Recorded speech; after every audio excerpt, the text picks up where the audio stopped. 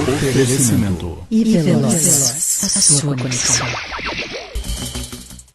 Muito bem, são 12:10, horário de Brasília. Estamos ao vivo na Rádio Guardiã da Notícia, música e informação na palma da sua mão. Você que nos acompanha pela nossa rádio, aguardiandanoticia.com.br e pelo Facebook ou através também do nosso YouTube. Tá rolando no YouTube, Manudinho, também? Tá ao vivo também pelo YouTube. Como todos os dias, ao meio-dia, Guardiã da Justiça. Hoje o tema é Direito Criminal. Recebo aqui em nossos estúdios para bater um papo conosco, para falar sobre como está o direito criminal durante a pandemia. Eu recebo o Dr. Tiago Afonso. Seja muito bem-vindo. Muito obrigado, Gabi. Boa tarde a todos os ouvintes da Rádio Guardiã da Notícia. Doutor, como é que vocês estão trabalhando durante essa oitentena, né? Não é nem mais quarentena? Olha, eu acho que para todos, né? Não só para os advogados, mas para todas as pessoas, uma época de aprendizado, né? A gente, especificamente na área jurídica, nós temos hoje os fóruns fechados desde o mês de março, ou seja, há quase 3 meses. E isso tem dificultado muito o trabalho do advogado, sobretudo o advogado na área criminal, que tem aí algumas peculiaridades e se utiliza muito dos fóruns, principalmente nas questões quando envolve prisão em flagrante, audiências de custódia que não estão acontecendo, inclusive. Então, isso tem dificultado muito o nosso trabalho, mas por outro lado também temos nos aprimorado aí no trabalho remoto, no trabalho à distância, inclusive fazendo audiências, despachos, sustentações orais, hoje todas feitas pelo computador. Como é fazer uma sustentação oral sem ter o contato de você olhar nos olhos de um promotor? É diferente. Eu sinto isso nas minhas entrevistas. É difícil, eu concordo com você, eu acho que o olho no olho nessas horas funciona muito bem.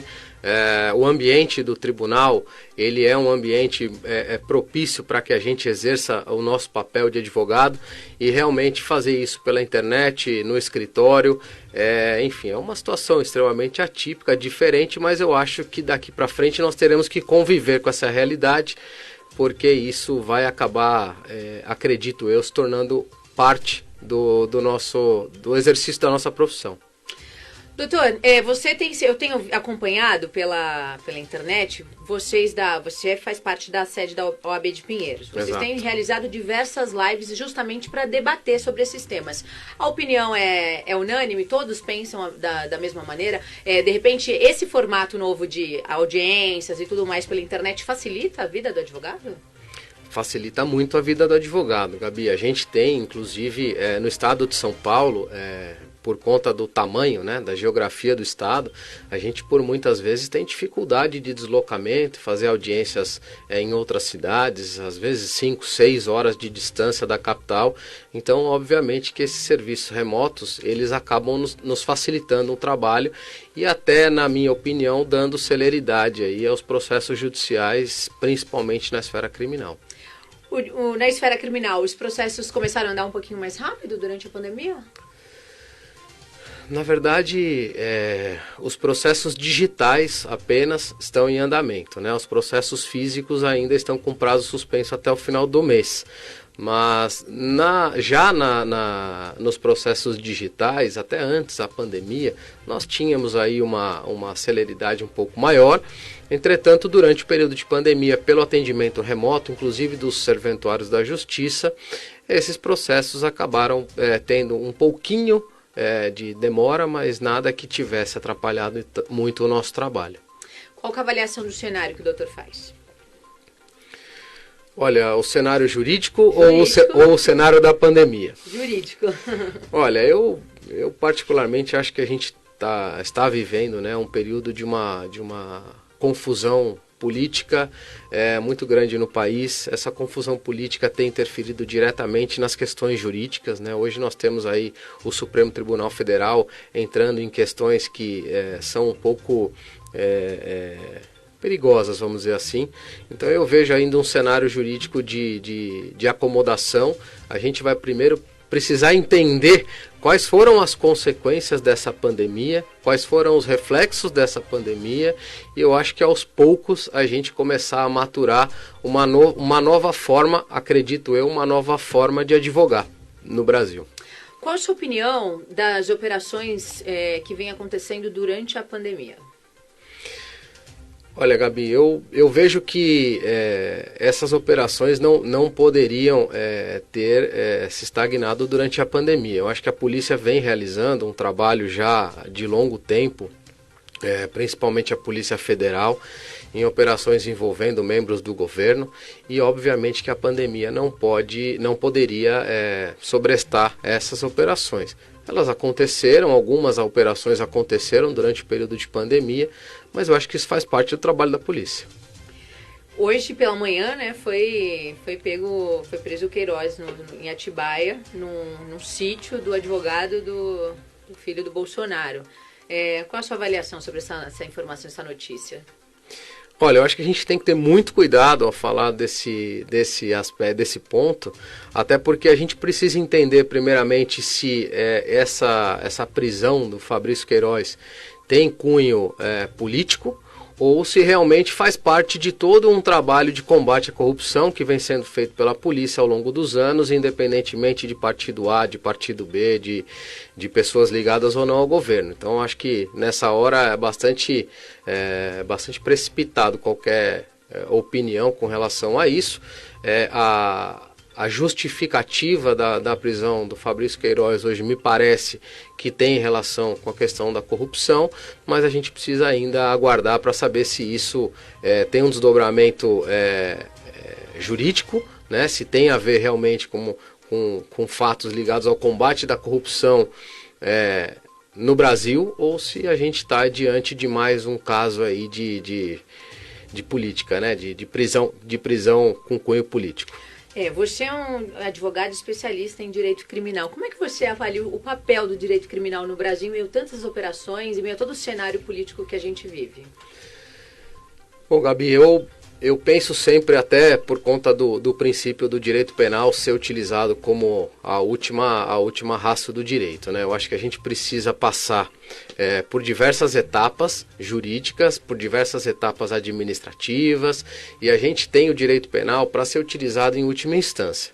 E o Brasil já há muitos anos, não é de agora, de muitos anos, o Brasil se utiliza, através de legislação, obviamente, do direito penal para cumprir funções que seriam funções do Estado, para, de uma certa forma, coagir ou obrigar as pessoas a exercerem algumas obrigações que não estariam abarcadas aí pelo direito penal, né? A gente tem até recentemente uma discussão bastante interessante, até para ilustrar e exemplificar a discussão da criminalização do ICMS, né? O ICMS ele é um imposto estadual.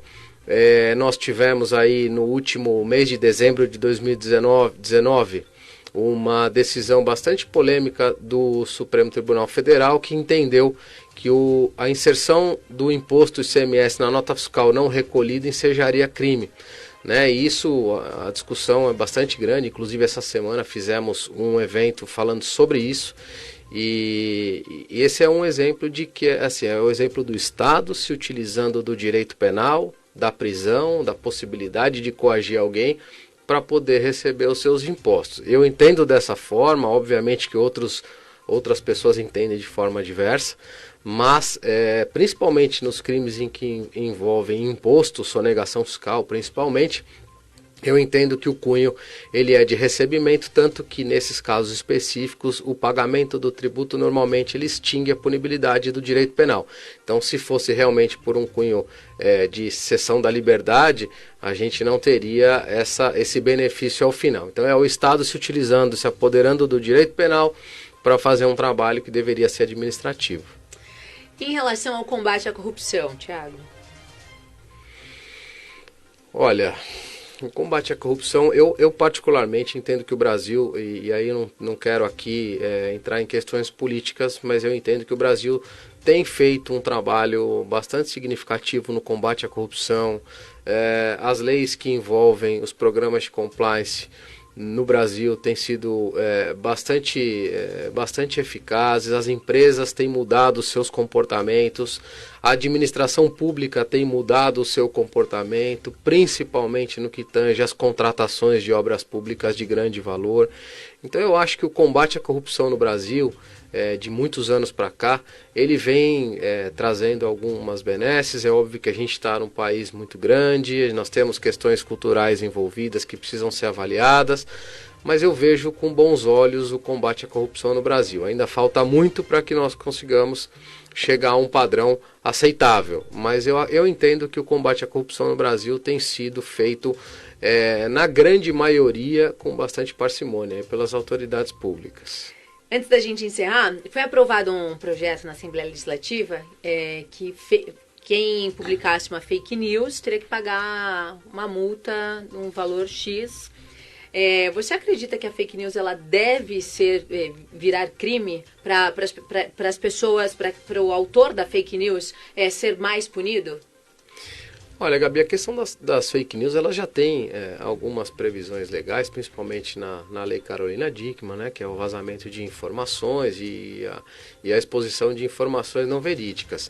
Eu vejo que, voltando ao que eu falei há pouco, né, a criminalização de tudo no Brasil, eu vejo com um pouco de reticência. Eu acho que a gente não deve seguir por esse caminho. O caminho punitivo, ele é importante, ele precisa existir, mas eu acho que o caminho da educação, ele precisa vir antes da punição, né? Então não adianta você punir aquele que você não educa com antecedência. Então a questão das fake news hoje, infelizmente a internet ainda é um espaço bastante difícil, é terra de ninguém, né? A gente não tem ainda tanto controle assim com relação às questões que envolvem a rede mundial de computadores, e as pessoas também precisam entender que ao publicar uma notícia é extremamente importante, e eu diria que seria imprescindível que as pessoas minimamente se orientassem e tomassem pé de realmente daquilo que estarão publicando, porque sabem que aquilo pode prejudicar muita gente. Muito bem, esse foi o Dr. Tiago Afonso, batendo um papo aqui conosco ao meio-dia na Guardiã da Justiça, falando um pouquinho sobre direito penal. Obrigado. Agora eu falei corretamente. Doutor, suas considerações finais, por favor. Bom, eu primeiro gostaria de agradecer bastante a vocês pelo espaço.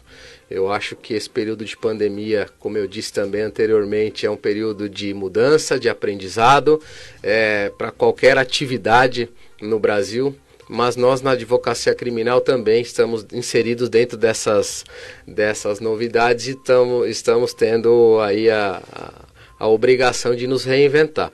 Queria agradecer a audiência dos seus internautas, né, e dizer que eu estou à disposição aí para que a gente possa bater esse papo mais vezes. Tem Instagram? Eu tenho Instagram, @Dr. Tiago Afonso, sem H. Quem quiser me segue nas redes sociais. E mais uma vez eu agradeço aí pela participação, pela oportunidade. Obrigada, uma ótima tarde a todos vocês. Você que continua nos acompanhando pelo Facebook, migra para a nossa rádio, aguardiandanoticia.com.br. Logo mais tem informações nos nossos boletins Publix. Não saiam daí não, a gente volta já já.